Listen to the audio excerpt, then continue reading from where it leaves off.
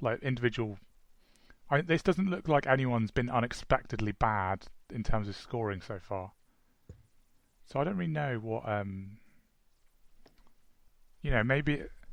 maybe it is just when you actually add the numbers up of what you expect people to do, we just got a little bit overexcited about them in general. Because I mean, I don't know. I guess Well, the big basically thing they as well don't is have a that player. I feel like they don't really have a player that you particularly expect to have over 20 points a game, or like around 25.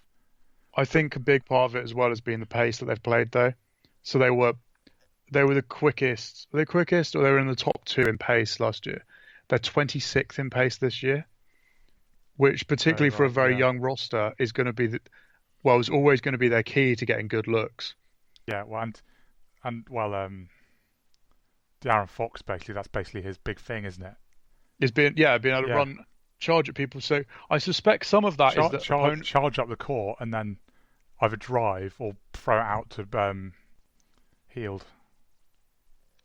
Yeah, so I suspect some of it is that other teams are slightly more prepared for just sort of fast forwarded basketball that they were playing before.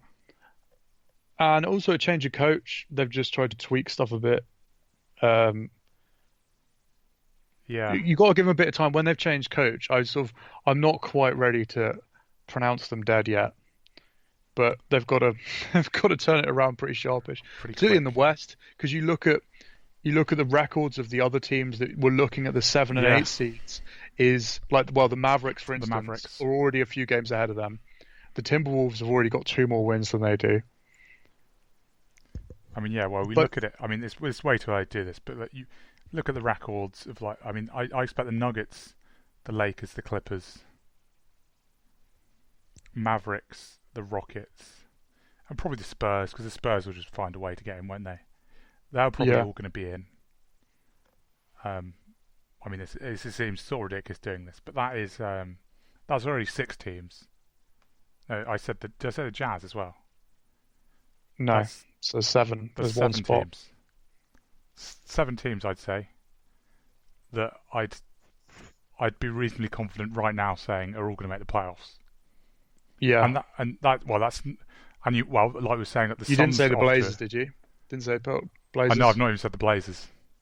Well, so that's what I was about to say. Was the Blazers have a problem with big men in that they don't have any apart from Hassan Whiteside. Yeah, Um, they're a team that I think are under a bit of threat, actually. yeah, So Zach Collins is out for a long time. I think Nurkic is nowhere near coming back. They may well make a trade, I suspect, but it's also one of those. Are they going to make a trade to get them into the 8 seed? I don't know. And I was just looking at the Kings' schedule. So the Kings, Friday night, are away to the Hawks. Going to Atlanta is tough, but that's the sort of game they're going to need to win if they're going to make enough ground to really be in playoff contention. Then they host the Trailblazers next Tuesday. Then they're away to the Lakers, and then they host the Celtics and Suns before going on an East Coast road trip, of the Nets, Wizards, Celtics, and 76ers. They could be in real yeah. trouble. Like I know it's partly that they're just Yeah. aren't that many They'd instances a have to game. they have to beat the Wizards basically, Well, and yeah, you look because the Suns are now an and actual basketball team. Hosting the Suns isn't going to be easy. That's not like that's a gimme or anything. yeah, But the Wizards, like you say, and away to the Wizards is the only one there where you go, yeah, you'd expect them to win it.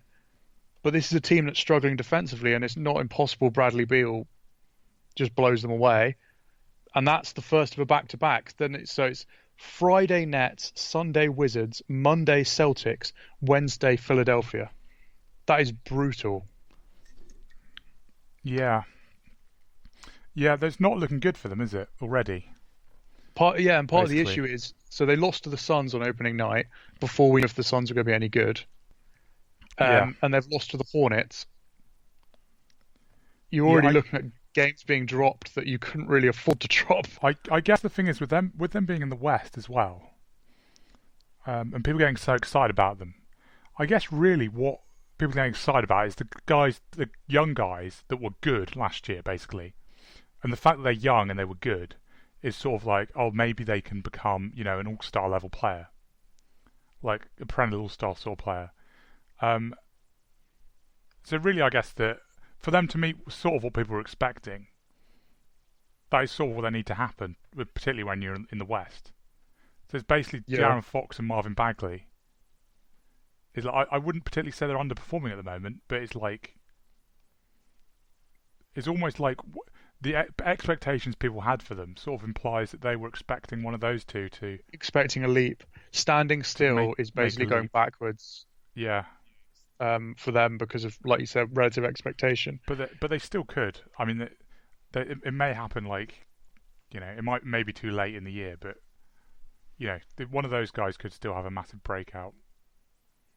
Yeah, Bagley Later in the year. missing 7 of the 8 games so far is pretty significant, I think. Yeah. Be interesting to see once he gets regular Yeah, time. actually, that's a good point.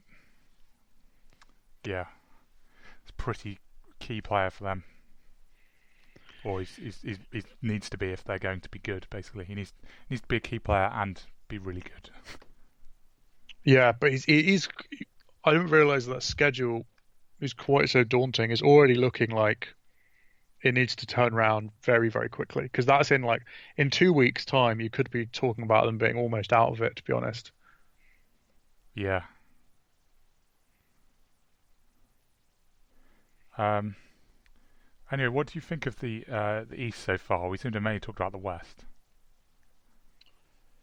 Um, Oh, we mentioned the Heat briefly, but I don't know really. I think it's been sort of how you'd expect, or how I maybe expected, apart from the Charlotte Hornets actually winning some games. I mean, that's been weird. what's going on there?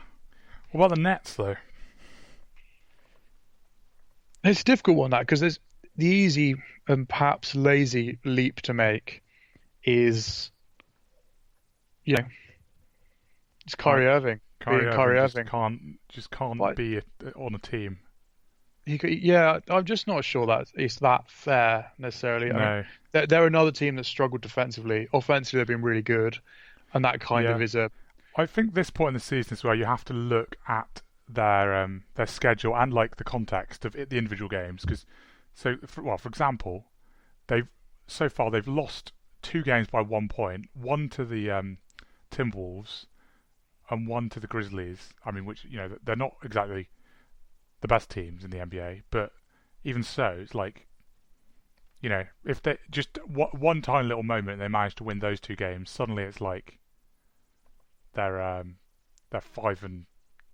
I think 5-2, and then it's like, wow, they're off to a great start.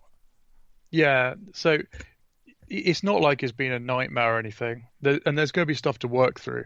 I think it's easy to go, well, with D'Angelo Russell, this team was better last year, and it's been said everywhere, but I'll say it again anyway. This isn't about this year for the Nets anyway. It's getting Irving to fit in with the team, find an offense that functions, and then be ready. Although not making the playoffs would be incredibly worrying, but I mean, that's I think they will though. Yeah, I think they managed, because offensively they're 6th best in the league. Yeah. How good were they defensively? Were they a good defensive team last year? Not particularly. They were middle of the road, really. But they were below average offensively, so they're just changing a bit as a team, I think, and that's kind of natural when you add a player like Irving who's going to have the ball all the time. Yeah. There's going to be a massive bedding in period, because everyone else's roles change such a huge amount as well, I guess. Yeah. So I think he's probably one of the hardest players to adapt to being around. I mean, on the court. Yeah, and maybe off the court as well. But, yeah. So I think it might take some time, but that's all right. They've got time. Time is very much on their side. The Raptors is cool. I kind of thought they'd be quite good. Pascal Siakam's been really good. OG Anunoby is doing everything at both the floor. I've not seen Anunoby. Actually, heard much about Anunoby. To be honest, what's been going on with him? He's been defending. He was already sort of renowned as a really good defender, wasn't he? Yeah.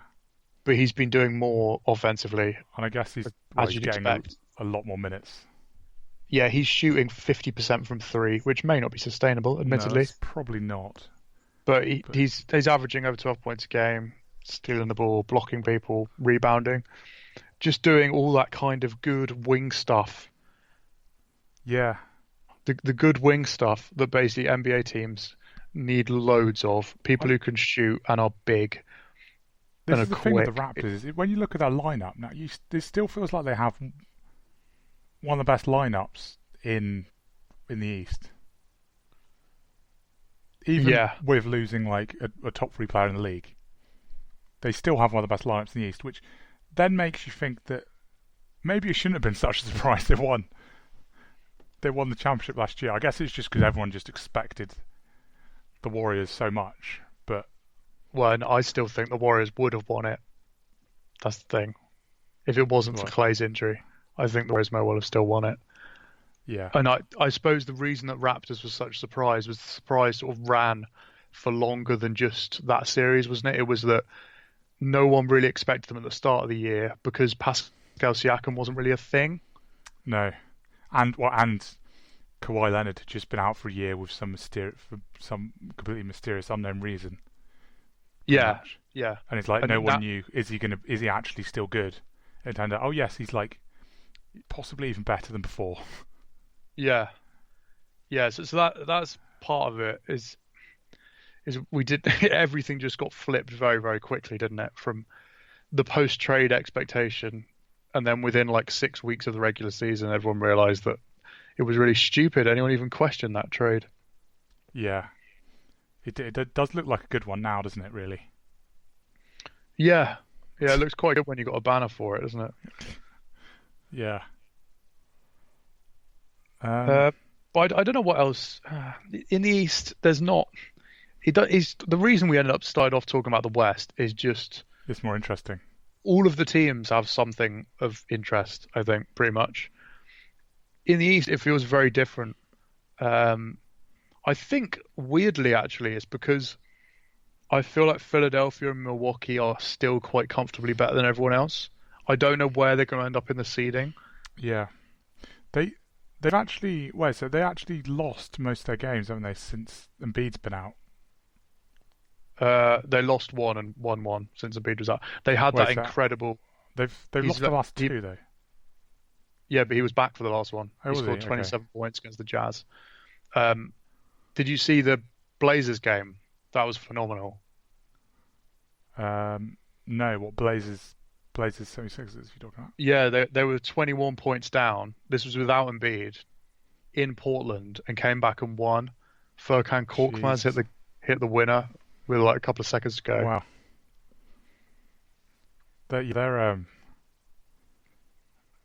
I think they're my favourites currently I, th- actually. After I've been watching them a couple backing of them. times. I've gambled on the Sixers to win a few times because their odds are still really quite good to win the title.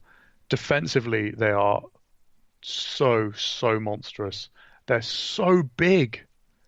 Yeah. The one opening night, that was one of the things that really hit me. So it's similar with the Lakers, actually. It's why I'm really excited to see the Lakers play the Sixers because it's just going to be these like 6'10" guys blocking each other. But like Kemba Walker was, even when he was getting by his guy on the perimeter, was just going in there, and there were these three like Yeah. people just appearing on top of him. And one of the key things, shooting wise, has been Al Horford is now shooting more threes than he has done for most of his career, which he Really? was going to have to.